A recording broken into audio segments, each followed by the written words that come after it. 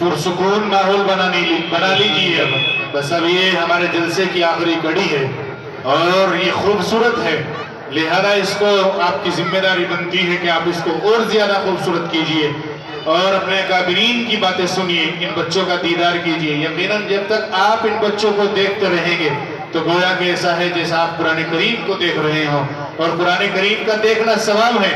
آپ جب تک اپنے اکابرین ان بچوں کی زیارت کرتے رہیں گے آپ حضرات ثواب سے محروم نہیں ہوں گے، جب تک آپ کو ثواب ملتا رہے گا۔ یہ بچہ چھوٹا سا محمد عدنان یہ آپ حضرات کے سامنے تقریر کرے گا، آپ سے گزارش ہے کہ سکون اور اطمینان کے ساتھ بیٹھے رہیں۔ الحمدللہ کفا وسلام علی عبادہ الذین اصطفیٰ، اما بعد۔ حضرت ابی ہریرہ رضی اللہ تعالیٰ عنہ سے روایت ہے کہ اللہ کے رسول صلی اللہ علیہ وسلم نے فرمایا، دولت زدہ کو توڑنے والی چیز یعنی موت کو کثرت سے یاد کیا کرو۔ فائدہ، بلا شبہ انسان پر جو چیز سب سے زیادہ اثر انداز ہوتی ہے وہ موت رہا کا مسئلہ ہے۔ موت جب نگاہوں کے سامنے آ جاتی ہے تو بڑی سی بڑی لذت و عذاب بن جاتی ہے۔ آپ صلی اللہ علیہ وسلم نے ایک مرتبہ لوگوں کا کھلکھلا کر اس سے دیکھا تو فرمایا کہ موت کو زیادہ یاد کیا کرو، پھر فرمایا کہ وہ ہر روز پکارتی ہے کہ میں مسافر تنہائی کا گھر ہوں، میں مٹی اور کیڑوں کا گھر ہوں۔ پھر جب وہ بندہ زمین کے سپرد کیا جاتا ہے تو اگر حقیقی مومن ہو تو کہتے ہیں مرحبا، خوب آئے اپنے گھر آئے، پھر وہ زمین اتنی نگاہ تک شہادت کر دی جاتی ہے۔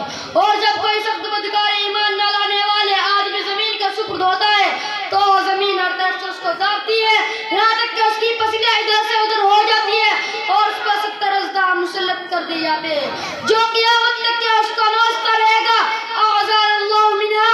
بندے کو آخرت کے اپنے انجام سے کبھی غافل نہ ہونا چاہیے اور موت و قیامت کو یاد کر کے مستقل اس کا علاج کرتا رہنا چاہیے کہ یہ تیری بے حد بھی علاج ہے۔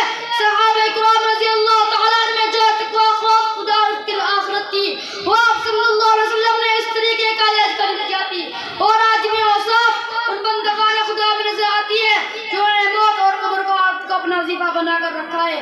ایک حدیث میں آپ صلی اللہ علیہ وسلم نے فرمایا، مثلا احب اللقاء اللہ احب اللقاء، جو اللہ کی ملاقات کو مطمئن رہتا ہے اللہ تعالیٰ بھی اس کی ملاقات فرماتے ہیں۔